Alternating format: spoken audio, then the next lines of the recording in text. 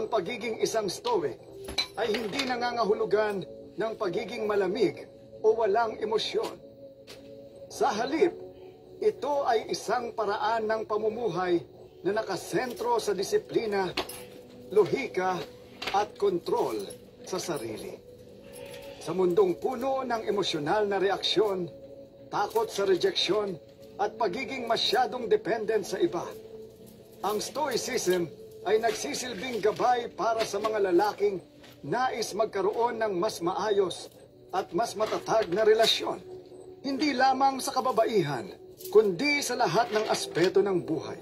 Ayon sa mga Stoic philosopher tulad ni Marcus Aurelius, Seneca at Epictetus, ang buhay ay hindi dapat ginagabayan ng matinding emosyon o panlabas na opinyon ng iba. Sa halip, dapat itong nakabatay sa prinsipyo ng virtue, karunungan, katarungan, pagtitimpi at katapangan. Kung ilalapat natin ito sa relasyon, malalaman natin na maraming bagay ang ginagawa ng mga lalaki na hindi lamang nakakasira sa kanilang sariling karakter, kundi nakakaapekto rin sa kanilang relasyon sa mga babae. Halimbawa, maraming lalaki ang naghahanap ng validation mula sa kababaihan. Iniisip nila na ang kanilang halaga ay nakabatay sa kung paano sila tinatrato ng iba, lalo na ng isang romantikong partner. Ngunit sa Stoicism, tinuturo sa atin na ang tunay na halaga ng isang tao ay hindi nanggagaling sa labas.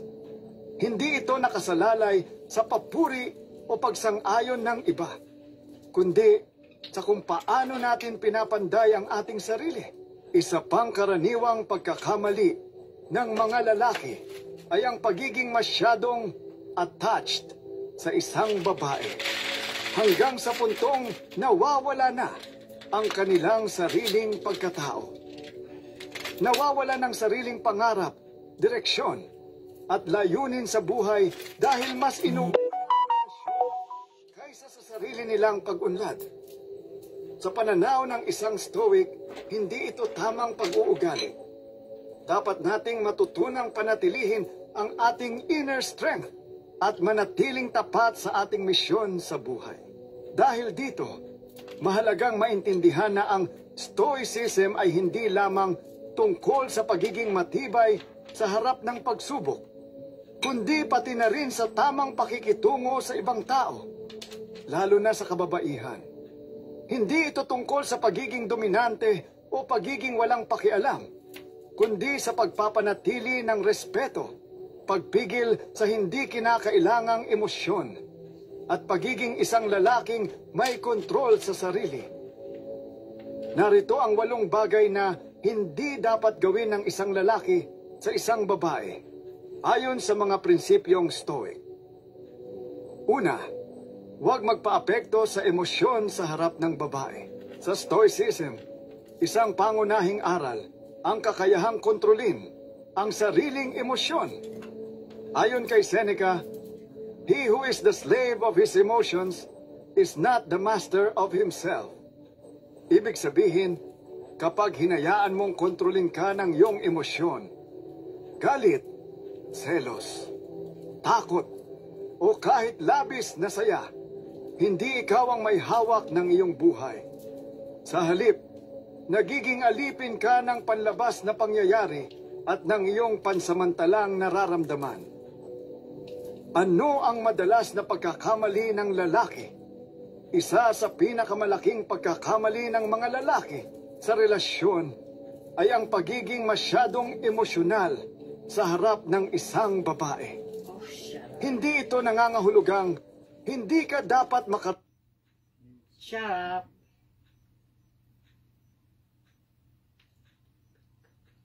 Alam mo ba na may isang simpleng habit na unti-unting kumakain ng iyong lakas, nagpapahina sa iyong kumpiyansa at pumipigil sa tagumpay mo sa buhay? Maraming tao ang hindi napapansin na may ginagawa silang ugali na tila walang epekto. Pero sa totoo,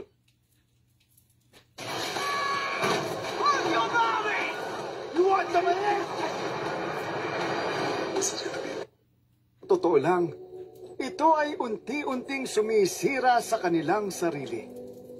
Isa itong bagay na madalas itinuturing na normal.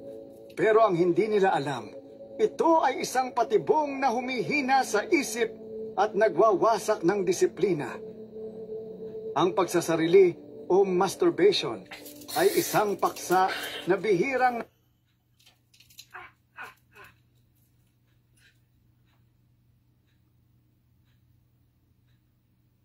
maraming lalaki ang naglalaan ng oras at pagsisikap para gumwapo, yumaman.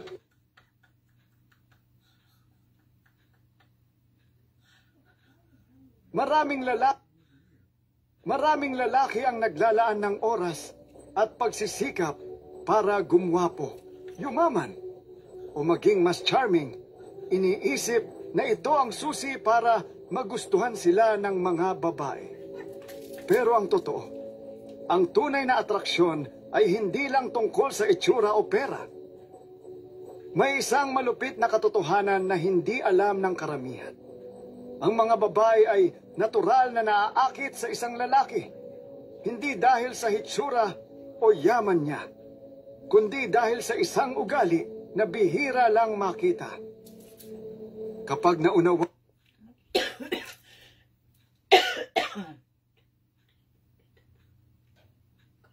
alam mo bang may mga papuri na hindi lang basta nakakatuwa, kundi may kakaibang epekto sa isip ng isang babae. Yung tipong hindi niya malilimutan. Yung kahit abala siya sa ginagawa niya, bigla ka na lang papasok sa isip niya. At hindi niya alam kung bakit. Pero ang nakakatawa, hindi ito yung mga gasgas na linyang, ang ganda mo o ang sexy mo. Bakit? Dahil sanay na sila sa ganun. Sa bawat selfie na i-upload nila, may isang katutak na nice. Sa buhay, hindi natin maiiwasan ang mga taong bastos. Yung mahilig mang maliit,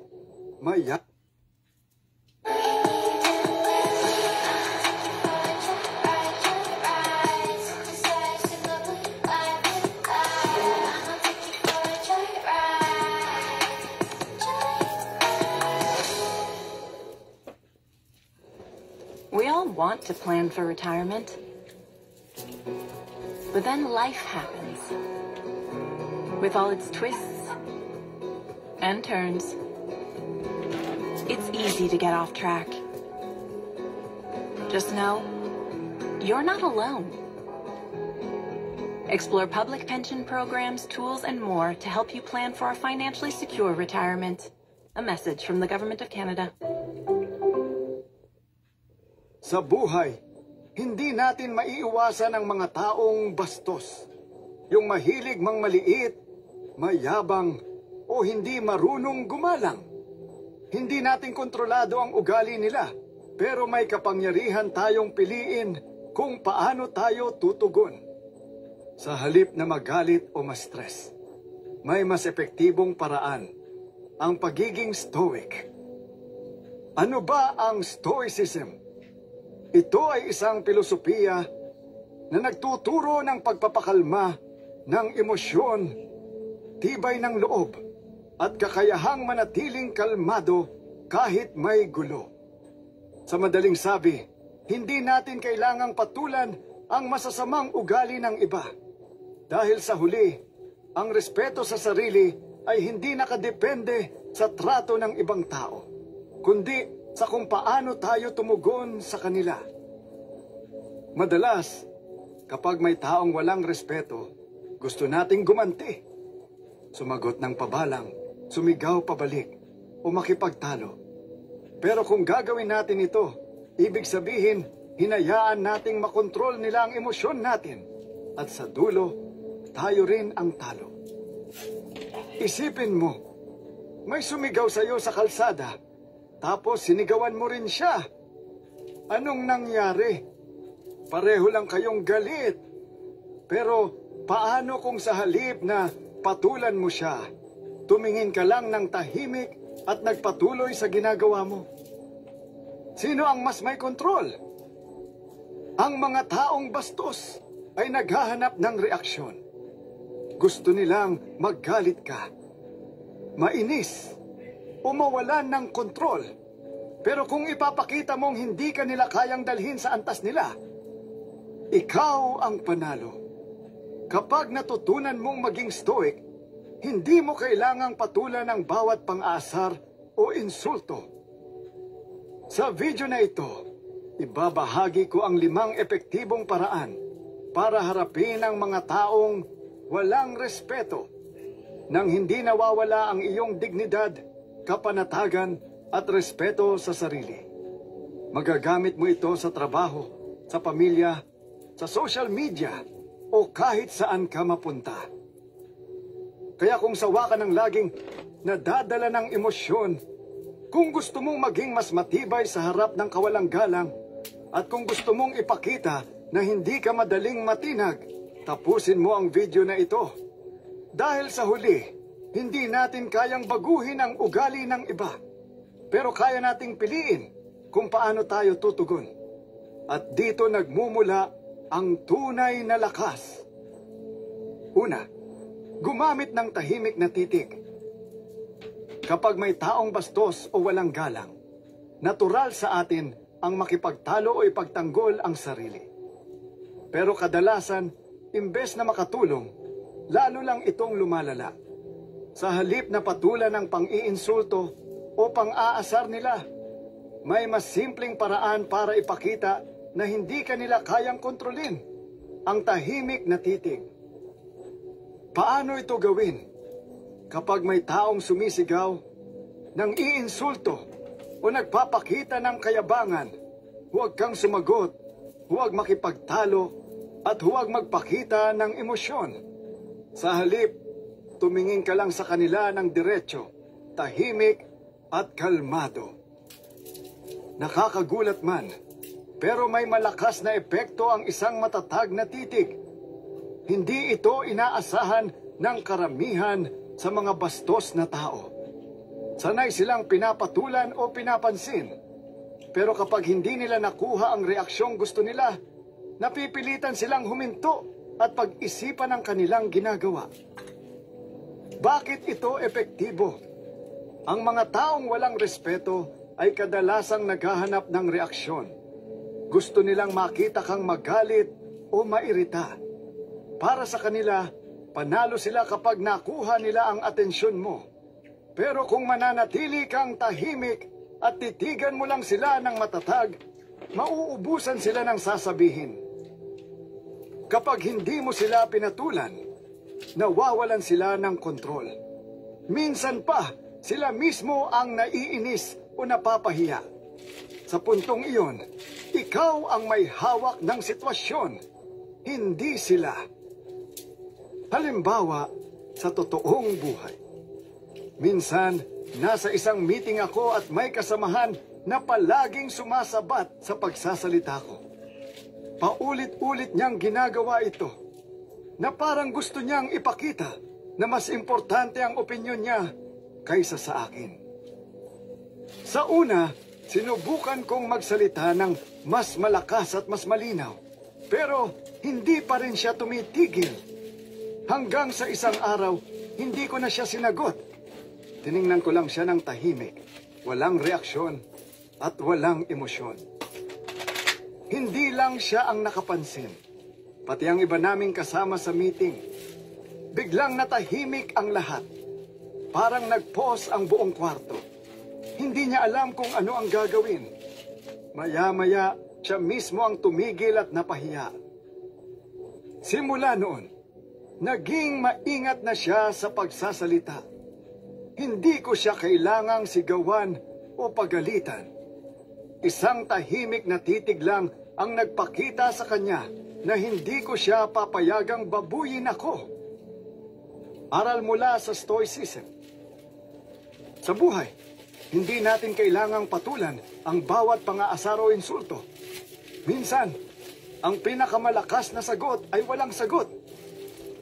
Ang katahimikan at isang matatag na titig ay mas makapangyarihan kaysa sa anumang paliwanag o argumento.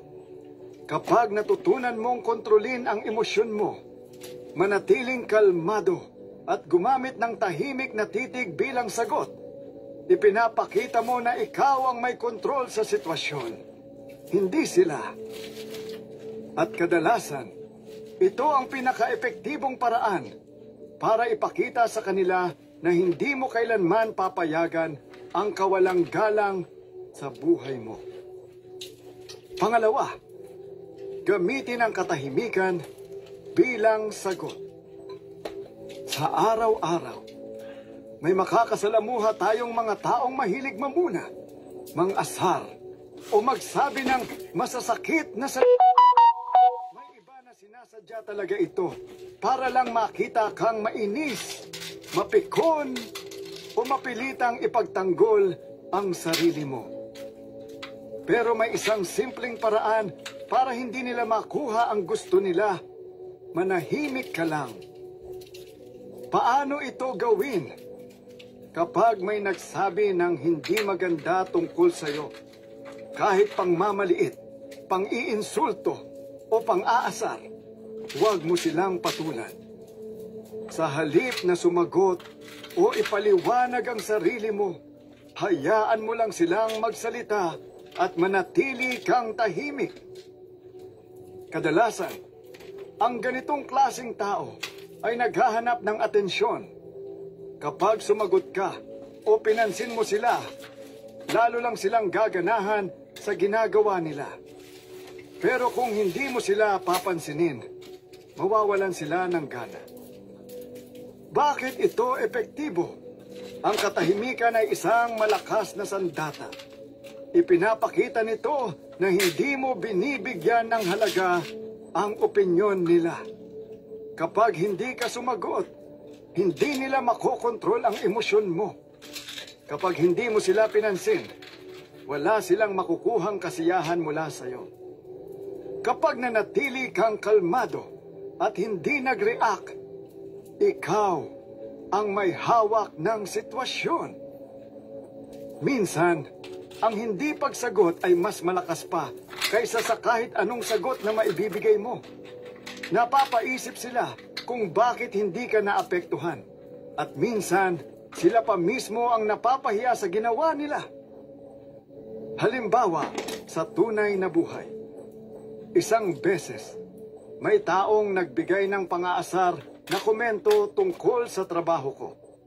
Wala naman itong kabuluhan, pero halatang gusto niya lang akong mapikon. Noong una, gusto kong sumagot at ipagtanggol ang sarili ko. Pero imbes na bumigay sa emosyon, pinili kong manahimik. Hindi ko siya pinansin, hindi ko tinapunan ng tingin, at parang hindi ko narinig ang sinabi niya. Ano ang nangyari? Hindi siya natuwa kasi hindi ko siya pinansin. Hindi na niya naituloy ang pang-aasar kasi wala siyang kalaro sa diskusyon. Napansin ng iba na siya lang ang nagpapapansin, kaya siya rin ang napahiya. Ang katahimikan ko ang naging pinakamalakas kong sagot. Hindi ko kailangang magpaliwanag o patulan ang laro niya. Aral mula sa Stoicism. Hindi lahat ng bagay ay kailangang sagutin. Minsan, mas mabisa ang pagpapakita na hindi ka naaapektuhan sa pamamagitan ng katahimikan. Ang hindi pagsagot ay hindi ibig sabihin mahina ka. Ito'y pagpapakita ng lakas ng loob at kontrol sa sarili. Ayon sa Stoicism, huwag mag-aksaya ng enerhiya sa mga bagay na hindi naman mahalaga. Ang pagiging kalmado sa harap ng pang-aasar ay tanda ng mataas na paggalang sa sarili. Kaya sa susunod na may taong bastos na gustong sirain ang araw mo, huwag kang bumigay sa gusto nila. Huwag kang sumagot. Huwag kang magpaliwanag. Manatili ka lang sa katahimikan at panoorin mo silang mawalan ng gana sa ginagawa nila. Pangatlo, huwag nang magpaliwanag sa mga desisyon mo. Maraming tao ang mahilig makialam sa buhay ng iba. Kapag may ginawa kang desisyon, siguradong may magtatanong, bakit mo ginawa yan? O, sigurado ka ba dyan? Minsan, parang nag-uusisa lang sila. Pero kadalasan, gusto ka lang nilang husgahan o iparamdam sa'yo na mali ang pinili mo. Dito papasok ang isang mahalagang prinsipyo. Hindi mo kailangang ipaliwanag ang bawat desisyon mo sa ibang tao. Paano ito gawin? Kapag may nagtanong kung bakit mo ginawa ang isang bagay, huwag mo nang pahabain ang sagot. Sagutin mo lang ng direkta. Halimbawa, bakit mo iniwan ang stable mong trabaho? Dahil gusto ko. Bakit hindi ka pumunta sa event? Trip ko lang. Bakit mo piniling maging mas tahimik ngayon? Gusto ko lang.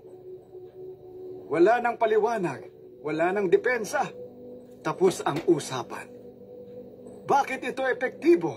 Iwas gulo at panghuhusga. Kapag mahaba ang paliwanag mo, binibigyan mo lang sila ng dahilan para questionin at kontrahin ang desisyon mo. Pero kung simple lang ang sagot mo, wala na silang mahuhugot na argumento laban sa'yo.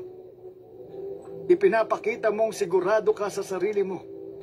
Ang taong kumpiyansa sa sarili ay hindi kailangang ipaliwanag ang bawat kilos niya.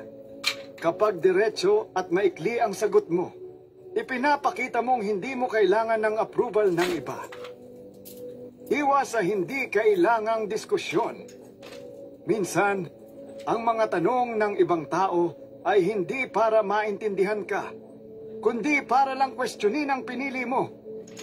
Kapag hindi mo sila binigyan ng paliwanag, wala silang mapanghahawakan para gawing issue ang desisyon mo. Halimbawa sa tunay na buhay, may isang kaibigan akong nagpalit ng karir. Mula sa isang stable na trabaho, lumipat siya sa mas gusto niyang larangan. Natural, maraming nagtanong, bakit mo iniwan ang stable mong trabaho? Hindi ka ba natatakot na mawalan ng seguridad? Paano kung hindi mag-workout? Sa halip na magpaliwanag ng mahaba, ang sagot niya lang ay, dahil gusto ko. At doon natapos ang usapan. Wala nang sumunod na panghuhusga o opinyon na hindi naman niya hinihingi. Dahil dito, naipakita niyang siya ang may kontrol sa desisyon niya. Aral mula sa Stoicism. Sa buhay, hindi mo responsibilidad ang opinyon ng iba. Hindi mo kailangang ipaliwanag ang bawat galaw mo, lalo na kung hindi naman sila kasama sa desisyon mo. Mamuhay ayon sa sarili mong paniniwala, hindi ayon sa iniisip ng iba. Hindi mo kailangang patunayan ang sarili mo sa kahit sino. Ang mga mahilig magtanong ay kadalasan hindi naman interesado sa sagot mo. Naghahanap lang sila ng butas para iparamdam sa iyo na mali ka. Kaya sa susunod na may magtanong tungkol sa desisyon mo, huwag nang magpaliwanag. Sagutin mo lang ng simple at klaro. Ikaw ang may kontrol sa buhay mo, hindi sila. Pang-apat, lumayo sa mga taong hindi marunong rumespeto. Hindi lahat ng tao sa paligid natin ay may respeto o malasakit sa atin. May iba na mahilig mangmaliit, manlait, at iparamdam sa iyo na hindi ka sapat. Mas masakit pa, minsan sila pa mismo ang mga kaibigan, kapamilya, o katrabaho natin. Pero tandaan mo ito, hindi mo kailangang manatili sa tabi ng mga taong hindi ka nirerespeto. Kung may isang tao na patuloy kang ginagawang mahina o hindi pinapahalagahan, karapatan mong lumayo. Paano ito gawin? Kung may kakilala kang paulit-ulit kang minamaliit, laging nangaasar, nagmamagaling, o hindi sinusuportahan ang mga desisyon mo, huwag mong sayangin ang oras mo sa kanila. Hindi mo kailangang makipagtalo o pilitin silang baguhin ang ugali nila. Mas mabuting dahan-dahan kang lumayo. Bawasan ang pakikisalamuha sa kanila. Iwasan ang mga usapang walang saysay na puro panghuhusga at paninira. Pumili ng mga taong tunay na nirerespeto at pinapahalagahan ka. Hindi mo kailangang gumawa ng eksena o magpaliwanag. Lumayo ka ng tahimik at matalino. Bakit ito epektibo? Malalaman mo kung gaano sila nakakasama sa'yo. Minsan, hindi natin napapansin kung paano tayo naapektuhan ng isang toxic na relasyon.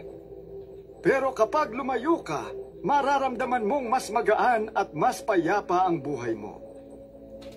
Makikita mo kung sino ang totoo mong kaibigan. Ang mga totoong kaibigan at pamilya ay nirerespeto ka.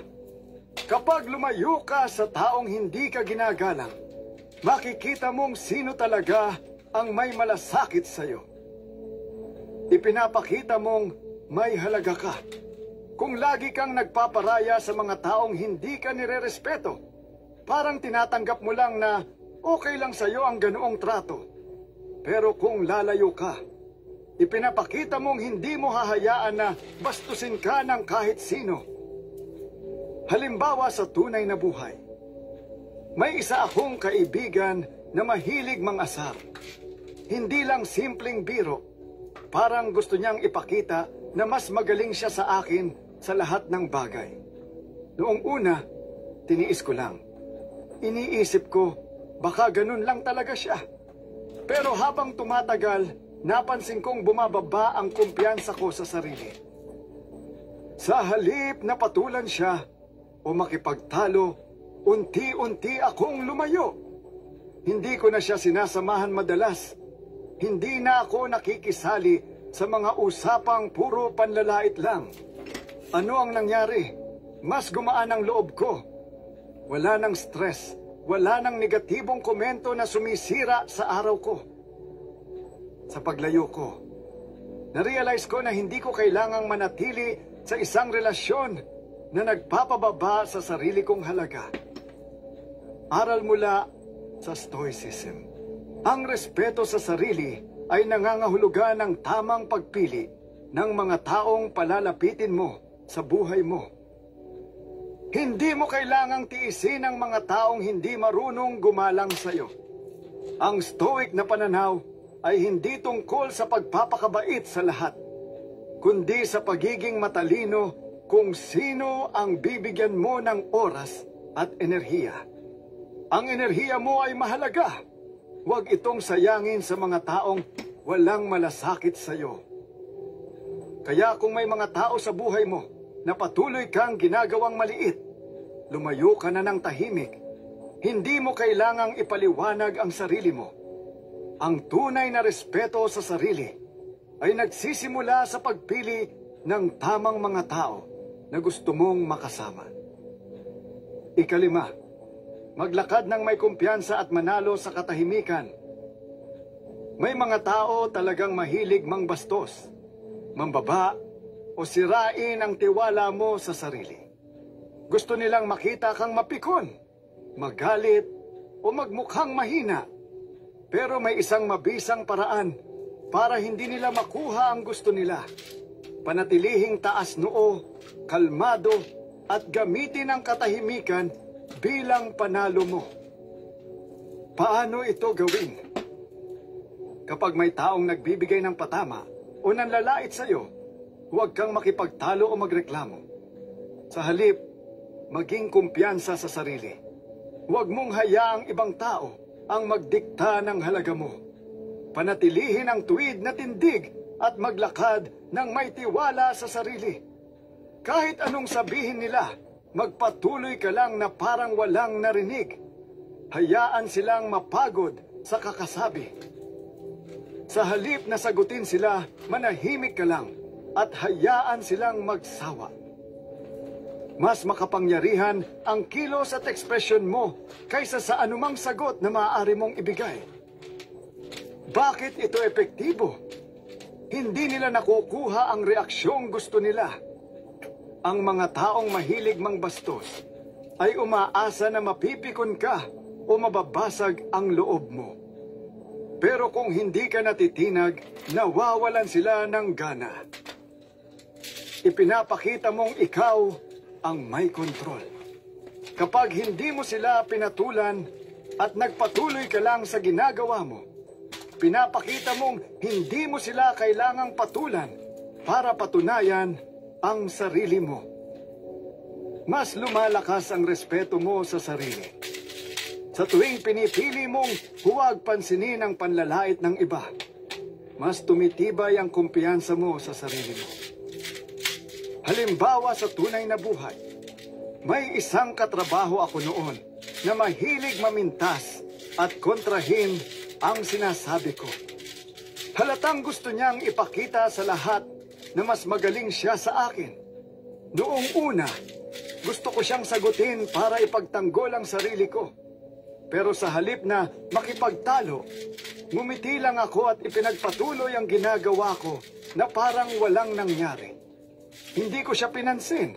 Hindi ko sinagot ang mga patama niya. Ano ang nangyari? Sa una, tuloy pa rin siya sa pangaasar. Pero dahil hindi ako nagpapadala, unti-unti siyang nawalan ng gana. Napansin ng ibang tao na ako ang mas kalmado at hindi siya pinapatulan. Sa huli, siya na mismo ang tumigil dahil wala siyang nakuhang reaksyon mula sa akin. Dahil hindi ko siya pinansin, ako ang lumabas na mas matatag at may kontrol sa sitwasyon. Aral mula sa Stoicism. Ang dignidad at respeto sa sarili ay hindi mo kailangang ipaglaban sa salita. Ipakita ito sa kilos mo. Huwag mong hayaang sirain ng ibang tao ang kumpiyansa mo. Ang tunay na lakas ay hindi nasa pagsagot, kundi sa kakayahang manatiling kalmado at hindi magpaapekto. Kapag pinili mong huwag patulan ng pang-aasar, ipinapakita mong ikaw ang mas matatag at may respeto sa sarili.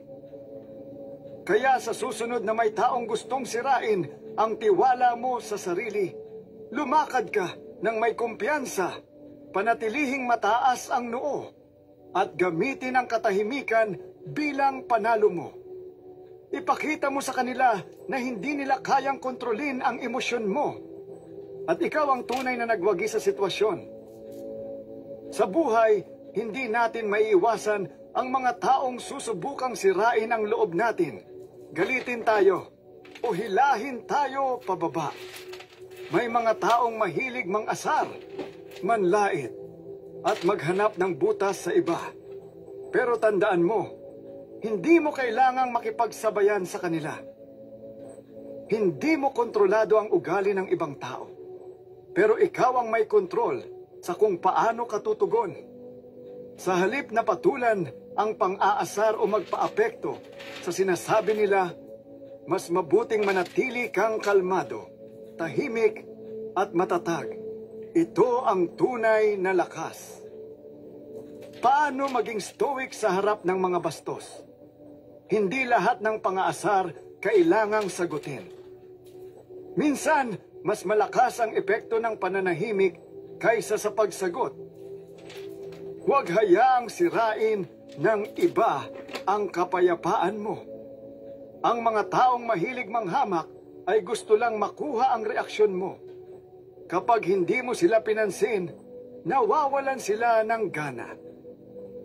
Mas mahalaga ang kilos mo kaysa sa salita mo. Hindi mo kailangang ipaliwanag ang sarili mo sa mga taong hindi naman tunay na nakikinig. Sa bawat sitwasyong may taong bastos o walang respeto, may dalawang pagpipilian ka: magpaapekto o manatiling matatag. Kapag pinili mong huwag magpaapekto, manatiling kalmado at hindi makipagtalo, ipinapakita mong hindi mo kailangang bumaba sa antas nila. Tandaan, ikaw ang may kontrol.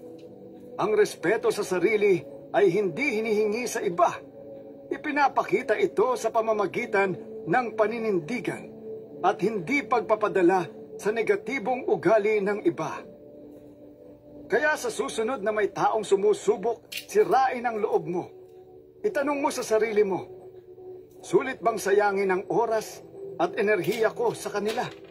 Kung hindi, lumakad ng may kumpiyansa.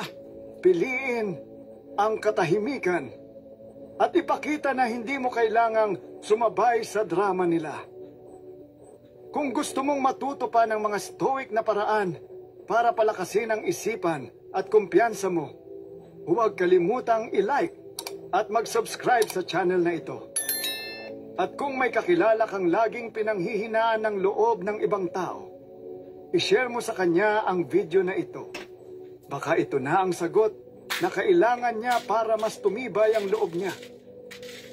Salamat sa panunood at tandaan, ang tunay na lakas ay nasa kakayahan mong kontrolin ang sarili mo, hindi sa pagsagot sa bawat pangungutya ng iba.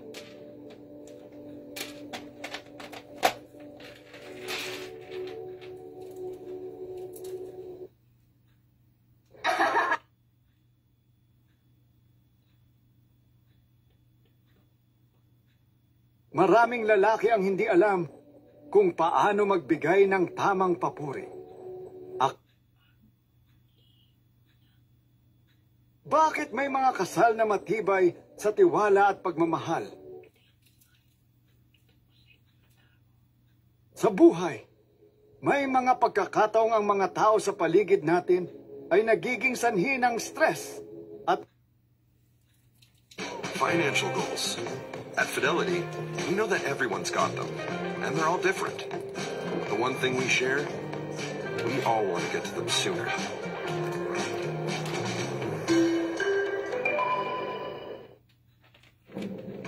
Every veteran has a story. Whatever your next chapter, get support with health, education, finance, and more. Find resources for you and your family at veterans.gc.ca/services.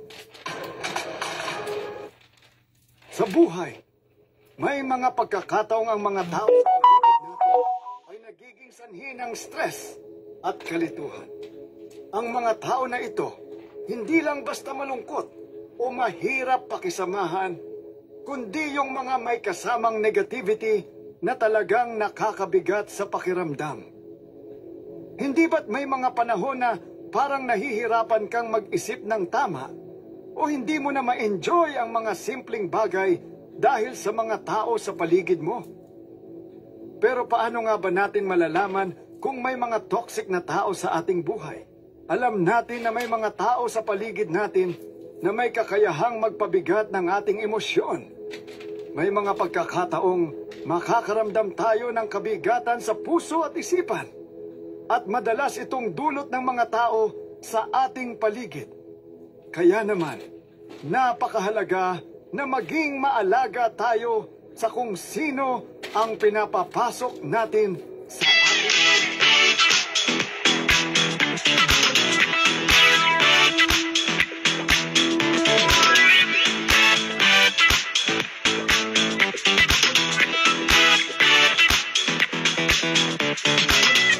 ang mga tao sa ating estado ng kaisipan. Gagawa ako ng Kaya't kailangan nating maging maingat sa kung sino ang pinapapasok natin sa ating mundo. Isa sa pinakamahalagang aspeto ng Stoicism ay ang pag-aalaga sa ating kapayapaan ng isipan. Ayon sa mga Stoics, hindi natin kayang kontrolin ang lahat ng aspeto ng ating buhay. Ngunit kaya nating kontrolin ang ating mga reaksyon at ang ating mga desisyon. Kung ang isang tao ay nagdudulot ng hindi maganda sa ating buhay, ang Stoic na filosofiya ay nagsasabi na hindi tayo dapat magpadala sa kanila. Kailangan nating maging maingat sa pagpili ng mga tao sa ating buhay at magtakda ng mga hangganan na magbibigay sa atin ng kapayapaan. Ngayong araw, pag-uusapan natin ang mga palatandaan ng mga toxic na tao sa ating paligid. Sa pamamagitan ng pag-aaral ng mga ito, magkakaroon tayo ng mas malalim na pag-unawa kung paano maiiwasan ang mga sitwasyon na nagdudulot ng stress at mas magiging handa tayo na protektahan ang ating sarili mula sa mga taong hindi makakatulong sa ating personal na pag-unlad. Hindi natin kailangang palaging makisalamuha sa mga tao na nagbibigay ng stress at sakit ng ulo. Ayon sa Stoicism, dapat tayong mag-focus sa mga bagay na makakatulong sa ating pag-unlad at kapayapaan ng isipan. Ngayong mapapansin na natin ang mga toxic na palatandaan, magagamit natin ang Stoic na prinsipyo ng self-control, pagtakda ng mga hangganan at pagpapahalaga sa ating mental at emosyonal na kalusugan. Sa huli, magiging mas maligaya tayo at magkakaroon tayo ng mas matibay na kakayahan na mapanatili ang kapayapaan sa ating isipan. Una, madalas kang pinapalungkot ng mga tao sa paligid mo. Kung laging may tao sa iyong buhay na nagbibigay ng negatibong emosyon, yung laging may bad vibes, laging nagko-complain, o laging may away, dapat magtaka ka na. Ang mga ganitong tao ay kilala sa pagiging toxic dahil sila ang tipo ng tao na nagpapabigat sa atin. Hindi lang sila basta may masamang ugali, kundi may kakayahan pa silang magpabago ng ating pananaw sa buhay. At ang masaklap, pinapalakas nila ang ating mga pagkabahala at panghihina. Parang may epekto sila na unti-unting nilulunok ang ating enerhiya. Sa Stoic na filosofiya, may isang mahalagang prinsipyo na nagsasabing, ang ating emosyon ay hindi nakabase sa mga nangyayari sa paligid natin, kundi sa kung paano tayo magre-react sa mga ito. Hindi mo kayang kontrolin kung anong mga saloobin ang dala ng ibang tao, pero ikaw ay may ganap na kapangyarihan sa kung paano mo itutugon ang mga iyon. Kaya't kung may mga tao sa paligid mo na laging nagiging sanhi ng kalungkutan, stress o pag-aalala, kailangan mong malaman kung paano ito ayusin at kung kailan mo kailangan magtakda ng limitasyon.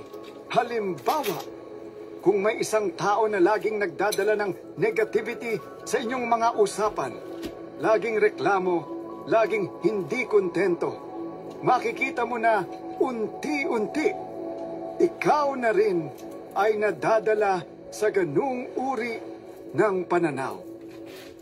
Matapos ang ilang oras ng pag-usap o pakikinig sa kanya, makaramdam ka ng pagka-drained at malungkot. Hindi mo na rin napapansin na ang negatibong enerhiya nila ay nagiging bahagi na ng iyong araw-araw na buhay. Sa halip na mag-focus sa mga bagay na makakapagpasaya at magpapaangat sa iyong estado ng isipan, ang mga ganitong tao ay nililimitahan ang iyong kakayahan na mag-isip ng positibo. Ayon sa Stoics, ang mga ganitong sitwasyon ay hindi natin kayang kontrolin. Hindi natin masasabing, "Huwag mong gawing negative ako," dahil wala tayong kontrol sa mga salita o gawa ng ibang tao. Pero may isang napakahalagang leksyon na pwede nating matutunan. Hindi mo kailangang tanggapin ang kanilang mga negatibong vibes. Ikaw ang may kapangyarihan na mamili kung paano mo tutugunan ang kanilang saloobin. Ang isang magandang diskarte mula sa Stoicism ay ang konsepto ng negative visualization. Isipin mo ang mas masahol na sitwasyon. Ano ang mangyayari kung hindi mo pinansin ang kanilang negativity? Hindi ba't magiging mas magaan ang pakiramdam mo? Ang pag-focus sa iyong kontrol, ang iyong reaksyon, at hindi sa kanilang mga galit o reklamo, ay isang mabisang paraan upang mapanatili ang iyong kalmado at peace of mind. Kung may tao sa buhay mo na laging pinapalungkot ka, maaari mong tanungin ang sarili mo, may kapangyarihan ba akong baguhin ang kanyang ugali? Kung hindi, ang pinakamabuting hakbang ay magtakda ng boundaries. Hindi mo kailangang tanggapin ang mga negatibong epekto ng ibang tao sa iyong buhay. Sa halip, piliin mong protektahan ang iyong isipan at kaligayahan mula sa mga bagay na wala kang kontrol. Pangalawa, kung ang tao ay palaging nagmamagaling at hindi marunong makinig, ito ay isang malinaw na palatandaan ng pagiging toxic. Ang mga ganitong tao ay madalas na nakararamdam ng sobrang taas ng tingin sa sarili. Kaya hindi nila pinapansin ang opinyon ng iba.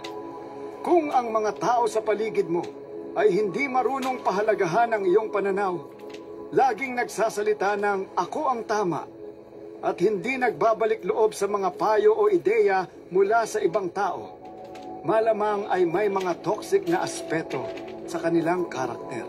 Sa Stoicism, isa sa pinakamahalagang aral ay ang pagpapakumbaba at ang pagiging bukas sa mga bagong ideya. Ang Stoic na filosofiya ay hindi tumitingin sa sarili bilang alam na ang lahat, kundi bilang isang patuloy na nag-aaral at humuhubog sa kanyang sarili.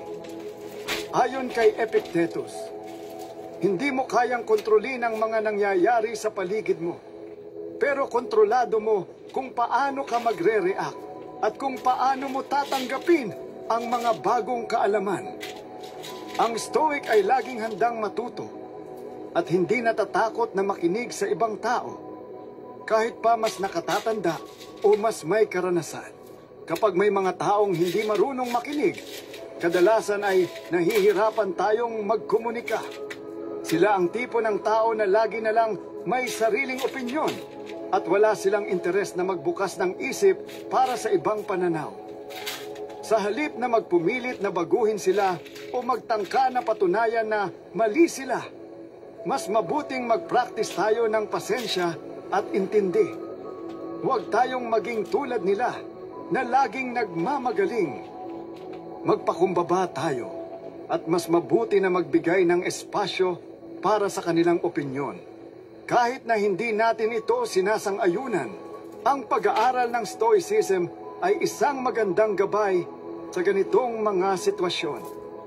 Kapag naharap tayo sa isang tao na hindi marunong makinig, imbis na magalit o mawalan ng pasensya, maaari nating gamitin ang Stoic na pananaw na hindi natin kontrolado ang ginagawa ng iba, kundi kung paano tayo magre-react sa kanila.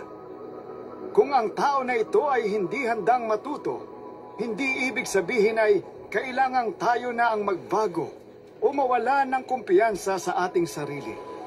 Ang kailangan nating gawin ay magpatuloy sa pagpapakumbaba at mag-isip na maaari pa tayong matuto sa bawat sitwasyon. Pwede mo ring i-apply ang prinsipyo ng 4 na virtues ng Stoicism: wisdom, courage, justice, at temperance sa pakikisalamuha mo sa mga ganitong tao. Sa wisdom, dapat mong ma-realize na hindi lahat ng tao ay handang matuto o makinig. Sa courage, magpatuloy ka pa rin sa pagpapahayag ng iyong opinyon kahit na hindi sila makinig. Sa justice, igalang ang kanilang pananaw. Pero sa temperance, matutong magtakda ng hangganan. Huwag hayaan na ang kanilang hindi pagtanggap sa iyong opinyon ay magdulot ng stress sa iyong kalooban.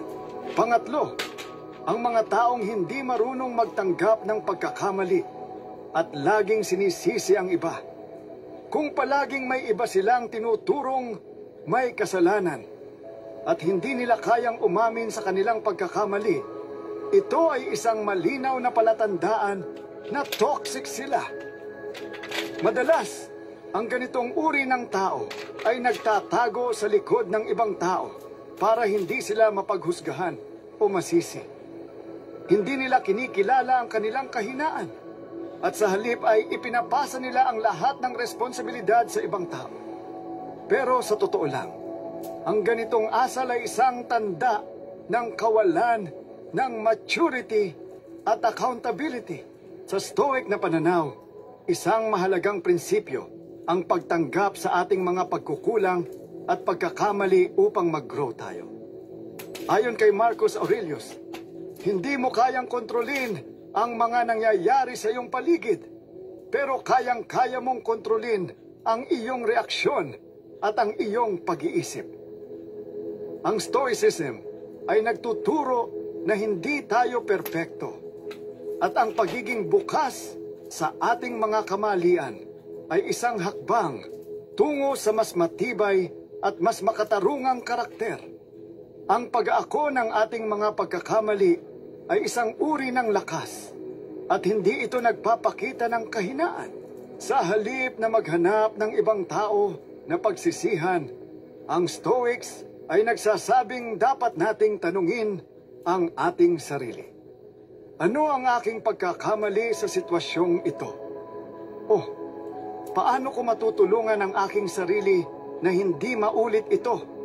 Ayon kay Epictetus, hindi ang mga nangyayari sa atin ang nagiging sanhi ng ating kalungkutan, kundi ang ating pananaw sa mga ito. Kaya't kung hindi tayo marunong magtanggap ng ating mga pagkukulang, itinutulak natin ang ating sarili palayo sa personal na paglago at pag-unlad. Kung ang isang tao ay hindi kayang magsabi ng sorry o umamin sa kanilang pagkakamali, mahirap din silang makatawid at magbago. Ang kanilang buhay ay puno ng excuses at paghahanap ng iba na sisihin. At sa halip na magtulungan, sila ay nagiging pabigat sa iba. Kailangan mong ma-realize na hindi mo kayang baguhin ang mga ganitong tao. At kung sila ay patuloy na nag-a-avoid sa kanilang mga pagkukulang, makakatulong na mas maging distansyado ka sa kanila. Sa Stoicism, ang pinakamahalaga ay hindi ang mga pagkakamali ng ibang tao, kundi kung paano tayo natututo mula sa ating sarili. Kung ang mga tao sa iyong buhay ay hindi handang magbago o tanggapin ang kanilang pagkakamali, baka kailangan mo nang magtakda ng limitasyon para maprotektahan ang iyong emotional peace at personal growth. Kung patuloy ka nilang ididrag pababa, ito ang tamang oras para magdesisyon na palayo ka sa kanila at mag-focus sa iyong sarili. Kaya, kung may tao sa iyong paligid na laging naghahanap ng ibang may kasalanan, baka panahon na para magtulungan silang magbago. O kaya, palayain na sila mula sa iyong buhay. Pang-apat, laging may hidden agenda. Ang mga taong ito ay may lihim na layunin sa kanilang mga ginagawa. Parang may mga motibong hindi nila sinasabi ng direkta. Minsan, gumagawa sila ng mga bagay na parang wala lang. Pero sa likod ng bawat kilos, may plano silang pinapalakad para sa kanilang sariling kapakinabangan. Ang mga toxic na tao ay kadalasang manipulative. Naghahanap ng pagkakataon para magtamo ng benepisyo. Kahit pa ang ibang tao ay naaapektuhan o nasasaktan. Madalas, sila ay naglalagay ng mga bait, mga sitwasyon o alok na mukhang maganda sa unang tingin.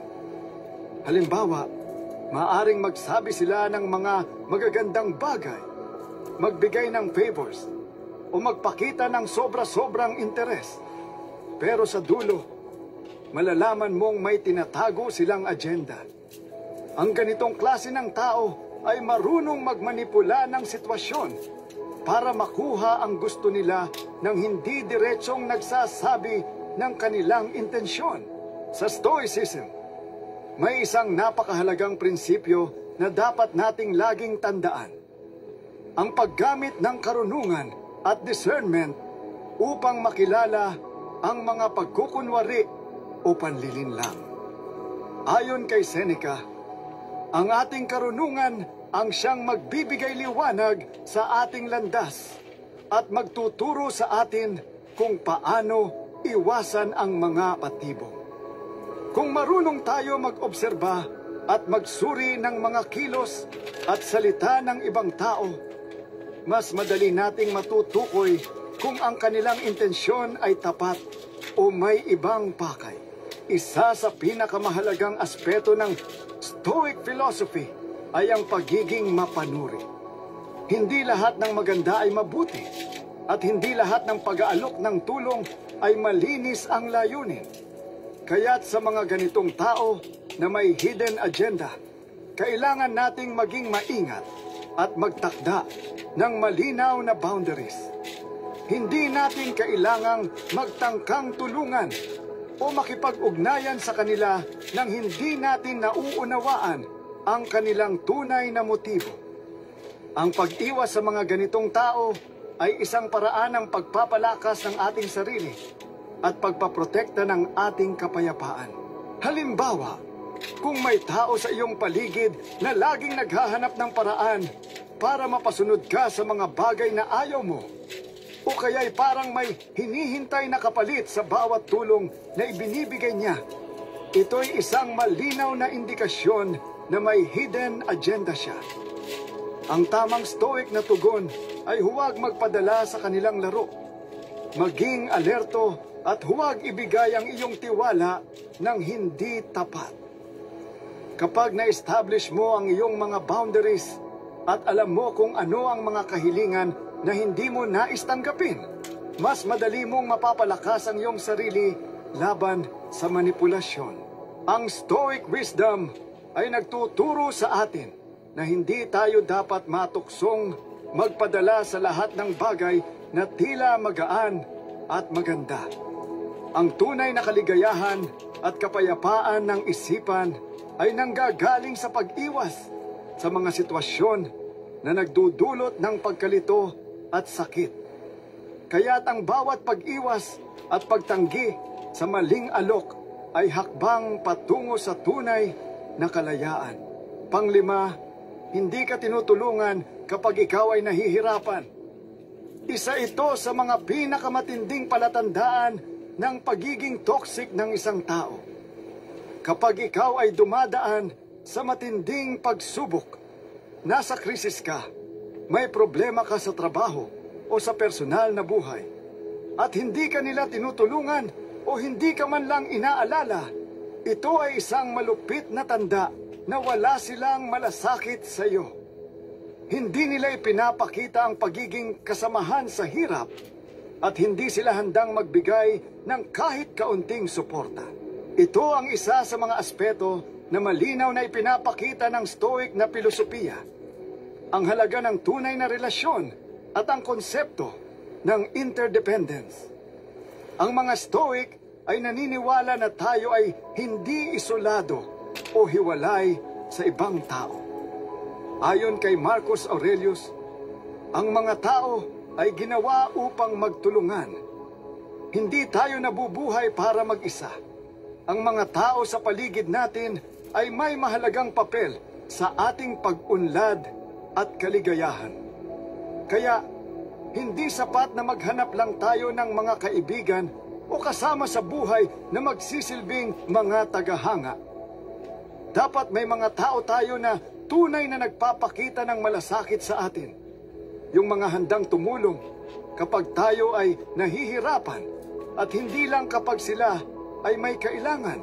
Ang tunay na ugnayan ay hindi dapat nakasandig sa mga pansamantalang benepisyo o interes. Kung ang mga tao sa paligid mo ay laging nandyan lang kapag magaan ang buhay, pero hindi ka matutulungan kapag kailangan mo sila, hindi ito isang tunay na relasyon.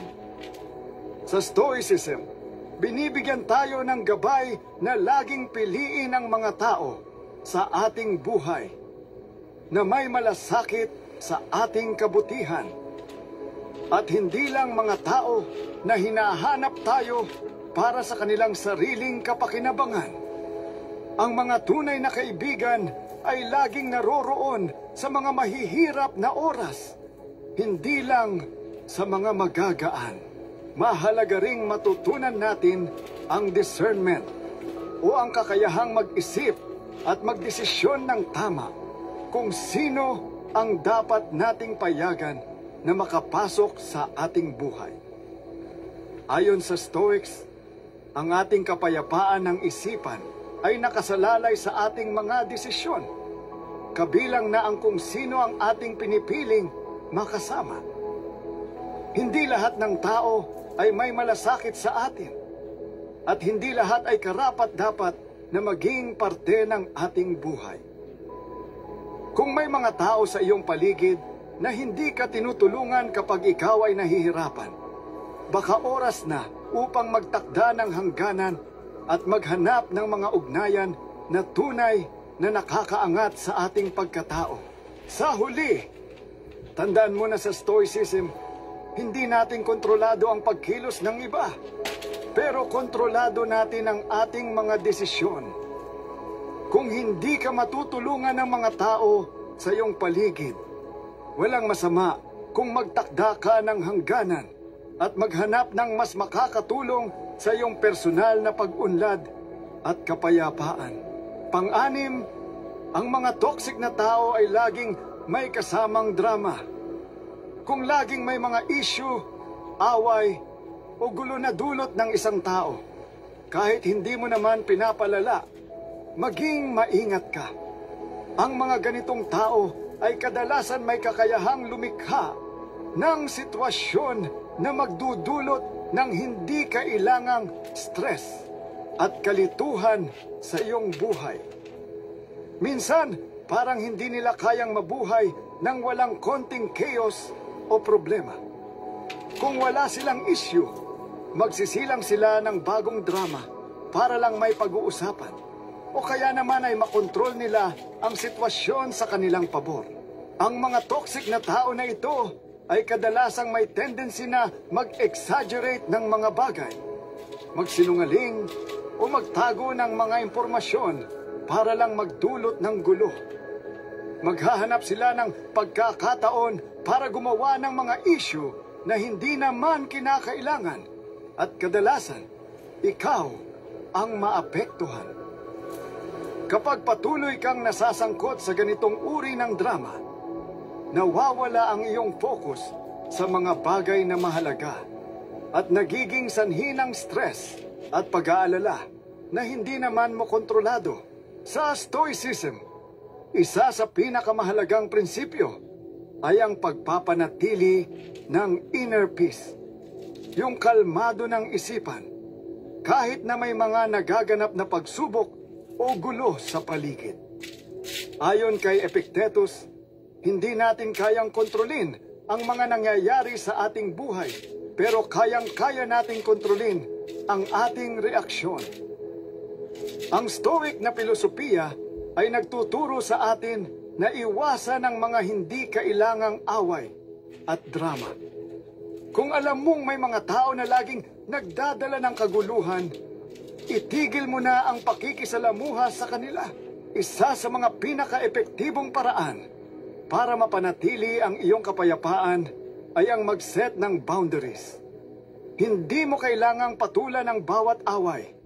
Hindi mo kailangang sumali sa bawat drama. Kung ikaw ay alam mong maapektuhan, maaari mong sabihin, hindi ko na kayang makialam sa mga isyong ito. Hindi mo kailangang mag-explain o mag-justify, basta't alam mo na ikaw ay may karapatan na protektahan ang iyong emosyonal at mental na kalusugan. Mahalaga rin ang pagpapractice ng self-awareness. Alamin mo kung paano mag-respond sa mga sitwasyon nang hindi nagiging bahagi ng gulo. Ang Stoic ay hindi nagpapadala sa emosyon. Kung may mga nangyayaring hindi ka nais-nais, pinipili nilang manatiling kalmado at hindi magpadala sa mga external na factors. Sa madaling salita, kung ikaw ay surrounded ng drama, Magsanay ka ng pagpapatawad at iwasan ang labis na pagpaparating ng iyong opinyon o emosyon. Magiging mas magaan ang iyong pakiramdam at magkakaroon ka ng kontrol sa iyong sariling kaligayahan. Pangpito, may ugali silang mangutya o manlilibak. Ang mga toxic na tao ay may natural na ugali ng pagbibiro o pangiinsulto na hindi ka nais-nais. Hindi sila nagdadalawang isip na bababuyin ang iba, makialam sa kanilang personal na buhay, o magbigay ng masakit na salita na nagdudulot ng sakit sa pakiramdam. Minsan, magpapakita sila ng biro na sa kanilang pananaw ay walang masama. Pero para sa atin, ito ay humahantong sa pagkapahiya o pananakit ng loob. Ang ganitong klase ng tao ay may kakayahang magdulot ng mga hindi kinakailangang tensyon at pagkadismaya sa mga relasyon. Kadalasan, ang ganitong ugali ay ginagamit ng mga toxic na tao para mapataas ang kanilang ego upang makaramdam ng superiority. Sila ay nagiging source ng pangungutya at sa halip na magbigay ng encouragement o suporta, ang layunin nila ay ibaba ang moralidad ng iba para magmukha silang mas magaling o mas mataas kaysa sa kanila. Maaaring isipin nila na ang ganitong paraan ng pagpapatawa o paminsang pang-iinsulto ay nagpapalakas sa kanilang posisyon. Pero sa totoo lang, ito ay nagpapakita ng kawalan ng respeto at malasakit. Sa Stoicism, may isang mahalagang prinsipyo na nagsasabing, ang bawat tao ay may dignidad at karapatan na tratuhin ng may paggalang. Ayon kay Epictetus, hindi natin kayang kontrolin kung paano tayo tratuhin ng iba, pero kayang-kaya natin na ituring ang ibang tao ng may respeto, kahit na sila ay hindi magpakita ng kabutihan sa atin. Ang Stoic na filosofiya ay nagpapahalaga sa pagpapakita ng kabutihan sa lahat ng oras, hindi dahil gusto mong makuha ang pabor ng iba, kundi dahil ito ay bahagi ng iyong pagkatao. Sa kabila ng mga pangungutya at panlilibak ng ibang tao, ang ating responsibilidad ay ipakita pa rin ang kabutihan. Magpakita ng malasakit at maging mapagpakumbaba. Minsan, ang mga toxic na tao ay naghahanap ng reaksyon mula sa atin. At ang kanilang layunin ay ang makita tayong mawalan ng kontrol sa ating emosyon. Kaya't sa halip na pumatol sa kanilang pang-iinsulto, ang Stoicism ay nagtuturo sa atin na magsanay ng pasensya at disiplina. Sa halip na magpadala sa galit o sama ng loob, mas mabuti pang iwasan ang pakikialam sa kanilang mga laro. Magtulungan tayo na maging mas mataas ang ating pamantayan at huwag magpadala sa kanilang negatibong enerhiya. Mahalaga na maging mapagmatyag tayo sa mga ganitong uri ng tao sa ating buhay. Kung patuloy silang mangungutya, hindi natin kailangang makisali. Iwasan ang pakikialam sa mga usaping walang halaga at magsanay ng pagkalinga sa ating sarili at sa iba. Sa ganitong paraan, mas mapapahalagahan natin ang ating inner peace at hindi tayo madadala sa mga negatibong enerhiya ng ibang tao. Pangwalo, wala silang empathy o malasakit. Isa sa mga pinakamahalagang aspeto ng pagiging tao ay ang kakayahang makaramdam para sa iba. Ang empathy o malasakit ay isang kakayahan na nagpapakita ng ating pag-unawa sa nararamdaman ng ibang tao. Kung ang isang tao ay hindi kayang makiramay, hindi kayang magpakita ng malasakit sa iyong pinagdadaanan, o hindi kayang magbigay ng kahit kaunting suporta kapag ikaw ay nahihirapan, ito ay isang malupit na palatandaan na siya ay toxic. Ang mga ganitong tao ay madalas hindi kayang ilagay ang kanilang sarili sa iyong kalagayan at mas madalas nilang iniisip ang kanilang sariling pakiramdam kaysa sa mga nararamdaman ng iba. Ang mga toxic na tao ay may kakayahang makagawa ng mga saloobin o aksyon na walang pakundangan sa epekto nito sa ibang tao. Hindi sila sensitibo sa mga emosyon ng iba. Kung ikaw ay nasasaktan o naguguluhan, hindi nila ito ramdam. Sa halip, baka ibato pa nila sa iyo ang kasalanan ng iyong kalagayan o kaya'y gawing biro ang iyong pinagdadaanan. Sa ganitong paraan, nawawala ang iyong kaligtasan at suporta mula sa kanila at nagiging sanhi pa ito ng mas lalalim na sakit at pagkabigo sa iyo. Sa Stoicism, isang pangunahing aral ay ang pag-unawa sa damdamin ng iba at pag-iwas sa mabilis na paghuhusga. Ayon kay Epictetus, huwag mong isisi ang iyong mga damdamin sa mga nangyayari sa labas mo. Ang iyong reaksyon sa mga ito ang siyang may kontrol. Ibig sabihin, sa halip na agad na mag-isip ng masama o magbigay ng maling interpretasyon sa mga pagkilos ng ibang tao, ang Stoicism ay nagtuturo sa atin na unawain ang kanilang pinagmulan at iwasan ng madaling paghuhusga.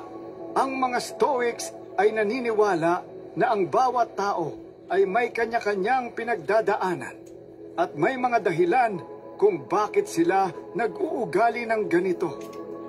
Ngunit hindi ibig sabihin nito na tayo ay dapat magpatawad o magsanib puwersa sa kanila, lalo na kung sila ay nagiging sanhi ng sakit sa atin. Ang tunay na Stoic ay may malalim na pagkaunawa sa kahalagahan ng malasakit. At kahit na hindi natin kayang baguhin ang iba, may kapangyarihan tayo na protektahan ang ating sarili sa mga relasyon na nagiging sanhi ng hindi pagkakaintindihan at pagdurusa. Kaya't kung nakikita mong may mga tao sa iyong paligid na hindi kayang makiramay o magpakita ng malasakit, ituring mo itong isang senyales na kailangan mo nang magtakda ng hangganan. Hindi lahat ng tao ay kayang magbigay ng empatiya at ang pagkakaroon ng malusog na relasyon ay nangangailangan ng mutual na malasakit at pag-unawa. Pangsyam, sila ay hindi nagsasabi ng totoo. Ang mga toxic na tao ay madalas na nagsisinungaling. Malaki man o maliit na kasinungalingan, hindi nila kayang magsabi ng totoo, kahit pa ito ay may malaking epekto sa iba. Minsan, ginagamit nila ang kasinungalingan bilang isang paraan para makontrol ang mga tao sa paligid nila, o kaya ay para takasan ang mga responsibilidad na kanilang dapat panagutan. Sa mga pagkakataong ito, sila ay nagsisilbing sanhi ng kalituhan at kawalan ng tiwala sa mga relasyon. Sa Stoic na filosofiya, isang napakahalagang prinsipyo ang pamumuhay ng tapat at may integridad. Ayon kay Epictetus, ang katotohanan ay hindi matitinag at ang isang Stoic ay hindi kayang magsinungaling dahil ito ay hindi naaayon sa kanilang kalikasan bilang isang tapat na tao. Ang Stoicism ay nagtuturo sa atin na laging magsalita ng katotohanan at ipakita ang ating integridad, hindi lamang sa ating sarili, kundi pati na rin sa mga tao sa paligid natin. Ang pagiging tapat ay nagpapakita ng lakas ng loob at isang tanda ng tunay na karakter. Kapag tayo ay nagsasabi ng totoo, ipinapakita natin ang respeto sa ating sarili at sa iba. Kung ikaw ay palaging surrounded ng mga tao na mahilig magsinungaling, ito ay isang malinaw na indikasyon na kailangan mong mag-ingat. Ang mga ganitong tao ay nagdudulot ng hindi pagkakaunawaan at nagiging sanhi ng pagkasira ng mga tiwala at relasyon. Hindi ka makakaasa na ang mga tao sa paligid mo ay magbibigay ng tapat na payo o makakatulong sa iyo ng buo kung sila ay puno ng kasinungalingan. Kung sila ay hindi tapat sa kanilang mga salita, paano mo matitiyak na tapat din sila sa kanilang mga aksyon? Mahalaga sa Stoicism na iwasan ang mga ganitong klase ng tao.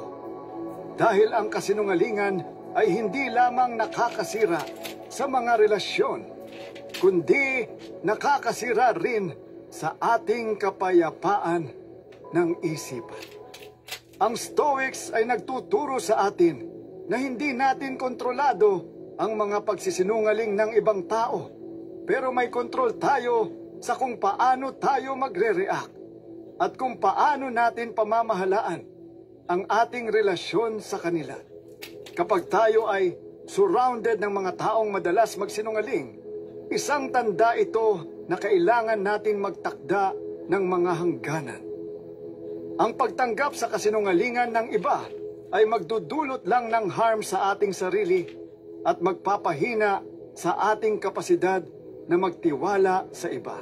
Ang Stoics ay nagsasabi na ang buhay ng integridad at katotohanan ay magdadala sa atin ng mas maraming kapayapaan at kagalakan.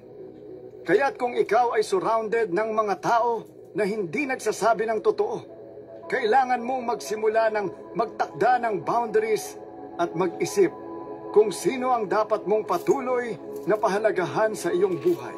Pang-10, madalas kang pinapahirapan o inaabuso. Isa sa mga pinakamatinding palatandaan ng toxic na tao ay ang paggamit ng pisikal, emosyonal o mental na pang-aabuso. Kung ikaw ay paulit-ulit na inaabuso, kahit pa ito ay sa salita, sa aksyon, o sa paraan ng pagpaparamdam, ito ay isang seryosong palatandaan na kailangan mong magtakda ng boundaries at lumikas sa relasyon na iyon. Ang mga toxic na tao ay walang pakundangan sa sakit na dulot nila sa iba. Pinapalala nila ang ating mga kahinaan at ginagamit ito upang makontrol tayo. Ang abuse ay hindi lamang pisikal, kundi maaari ding maging emosyonal, kung saan binababa nila ang ating self-worth o kaya ay pinapalitan ang ating persepsyon sa ating sarili. Ang ganitong uri ng toxic behavior ay walang puwang sa isang stoic na buhay. Sa Stoicism, mahalaga ang pagpapahalaga sa ating sarili at pagpapractice ng self-care. Ang Stoic na filosofiya ay nagsasabing ang respeto sa ating sarili ay hindi isang opsyon. Ito ay isang kinakailangan. Kung patuloy kang pinapahirapan ng isang tao at wala silang pakialam sa iyong emosyonal na kalagayan, kailangan mong tanungin ang iyong sarili. Bakit ko ito pinapayagan? Ayon kay Seneca, hindi mo kayang baguhin ang ibang tao, pero kaya mong kontrolin kung paano mo haharapin ang mga ito. Hindi ibig sabihin ng Stoicism na kailangan mong tiisin ang lahat ng masama sa pangalan ng pagtanggap o pagiging makatarungan. Tinuturo nito na mahalaga ang pag-ibig at pagpapahalaga sa ating sarili. At ito ay nagsisimula sa pagiging matatag sa pag-set ng boundaries sa mga taong nagpapahirap sa atin. Ang self-respect ay hindi lang sa mga taong mahalaga sa atin, kundi pati na rin sa ating sarili. Kung ang isang tao ay patuloy na inaabuso ang iyong tiwala, oras na para magtakda ng malinaw na limitasyon at magbigay ng distansya. Ang pagpapahalaga sa ating sarili at ang pagtatakda ng mga limitasyon ay isang hakbang tungo sa kalayaan at kapayapaan ng isipan. Ang Stoic ay hindi natatakot na putulin ang mga toxic na relasyon dahil ito ay isang paraan ng pagpapakita ng respeto sa ating sarili at sa ating kalusugan, pisikal, emosyonal, at mental. Kaya kung ikaw ay nahaharap sa ganitong sitwasyon, huwag mag-atubiling magtakda ng boundaries. Tandaan, hindi mo kailangang magtiis sa sakit at pang-aabuso. Ang Stoic na prinsipyo ay nagsasabing ang kapayapaan ng isipan ay nagmumula sa tamang desisyon at minsan ang pinakamahalagang hakbang na maaari mong gawin para sa iyong sarili ay ang magtangkang lumayo sa mga taong hindi marunong magbigay ng respeto sa iyo. Ngayon, alam mo na ang mga tento na malinaw na palatandaan ng mga toxic na tao sa iyong buhay. Nais kong maglaan ng ilang sandali para muling ipaalala sa iyo na ang Stoic na filosofiya ay hindi lamang tungkol sa pagiging matatag sa harap ng pagsubok, kundi tungkol din sa pagprotekta sa ating inner peace at mental na kalusugan. Ayon sa mga Stoic, ikaw ang may ganap na kapangyarihan upang magtakda ng iyong mga hangganan at piliin kung sino ang dapat mong papasukin sa iyong buhay. Walang ibang makakapagdesisyon para sa iyo. Hindi mo kailangang magtiis sa mga relasyon na palaging nagdudulot ng stress, sakit, at pagkabigo. Ang pinakamahalaga sa lahat ay ikaw, at ikaw lang ang makakapili kung sino ang nararapat sa iyong buhay. Minsan mahirap tanggapin na may mga tao sa ating paligid na hindi makakatulong sa ating paglago, kundi magpapabigat lang ng ating dalahin. Pero tandaan mo, ayon sa Stoicism, ang mga bagay na hindi mo kayang kontrolin, tulad ng ugali ng ibang tao, ay hindi mo dapat ikalungkot. Ang tanging bagay na makokontrol mo ay kung paano ka magre-respond sa kanila. Huwag mong hayaang ang mga toxic na tao ang magdikta ng iyong emosyonal na kalagayan o magtakda ng tono ng iyong buhay. Ngayong natutunan mo na ang mga palatandaan ng toxic na ugali, dumaan tayo sa isang mahalagang hakbang. Ang pagmumuni-muni. Maglaan ka ng oras upang suriin ang iyong mga relasyon at tanungin ang iyong sarili. Ang mga taong ito ba ay nakakatulong sa aking personal na kaligayahan at pag-unlad? O sila ay nagiging sanhi ng stress at kalituhan sa aking buhay? Kung nararamdaman mong ang ilan sa mga ito ay hindi makakatulong sa iyo, wala namang masama sa pagpapasya na magtakda ng boundaries at iwasan sila. Hindi mo kailangang magtiis sa mga relasyon na nagpapadiminish ng iyong inner peace. At sa huli, laging tandaan na ikaw ang may kontrol sa iyong kaligayahan at kapayapaan. Walang tao o sitwasyon ang may kakayahang kunin ito mula sa iyo maliban na lamang kung papayagan mong mangyari ito.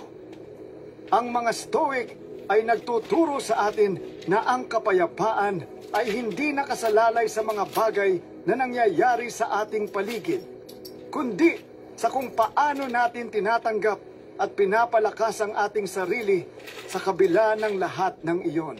Kaya, ituloy mo lang ang pagiging matatag, magtakda ng mga hangganan, at huwag kalimutang pahalagahan ang iyong sarili.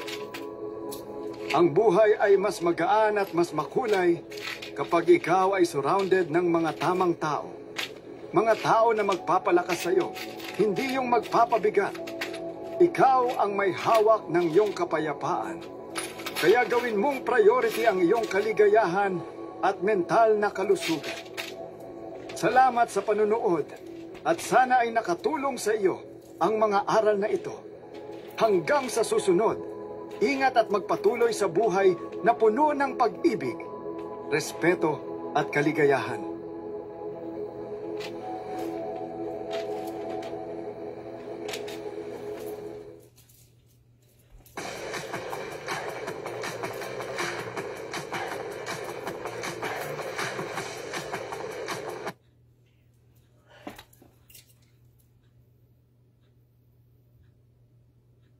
Kahit na anong gawin mo, meron at